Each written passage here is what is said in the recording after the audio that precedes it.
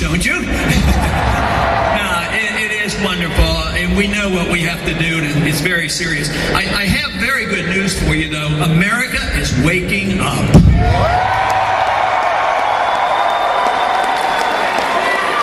The bad news is Washington is still sound asleep. But our job is to wake Washington up. Make sure they hear our message. A lot of people get discouraged and they want to give up and they say, well, it's too far gone, the Republic is gone. The Republic essentially is gone. But I tell you what, we still have enough freedoms. We have enough freedom to come here and express ourselves. But also, we also know that if we speak out, Washington will listen. Most people, you'll be surprised to hear this, but most people who represent us in Washington don't have strong convictions. So they can be persuaded. And the way they're persuaded is send them a message and say, straighten up or you're coming home.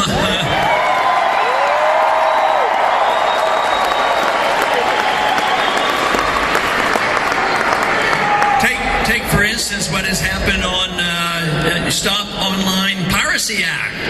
You helped to stop that. They took that off the calendar.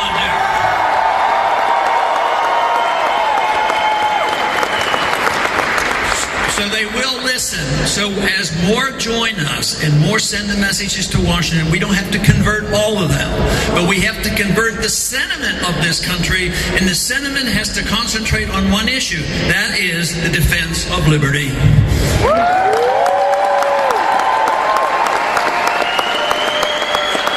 we didn't get into this mess in one term. It isn't the current administration. It wasn't the last one. But it's been a series. But unfortunately, each one seems to get worse is the big problem. But we more or less got off track on defending our republic, probably 100 years ago. Certainly, the Woodrow Wilson era was a bad era for the United States.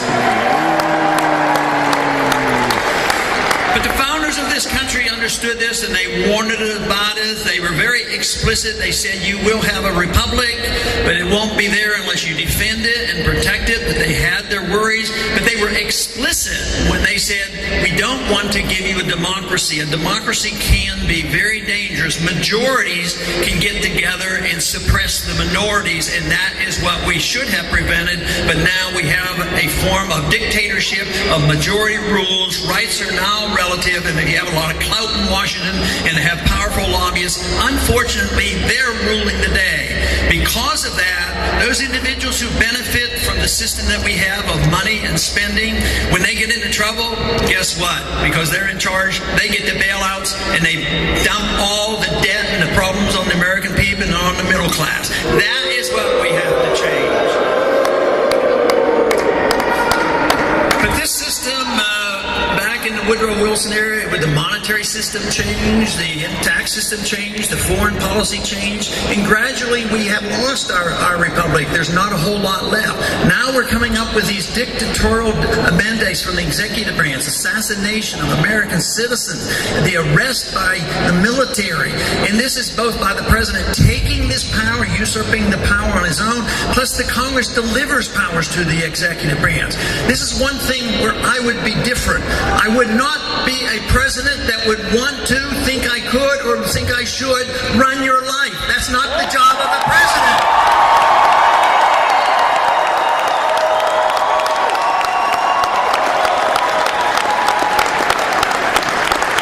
The number one job of the president, the oath he takes, is to defend the Constitution. That means to give you your liberty back, and if you do the good job and take care of yourselves, you'll do well. But it isn't the job of the government to bail out your mistakes. That is the reason. Assuming responsibility for oneself is very, very important. We can never accept the notion, which exists today, that the government can protect us against ourselves. Governments can't do that.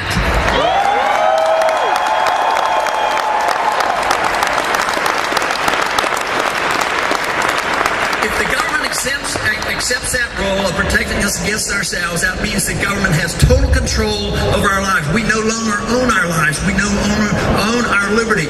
And of course, under those conditions, we no longer own the fruits of our labor. We should have a natural right to our lives, our liberty, and to all the fruits of our labor.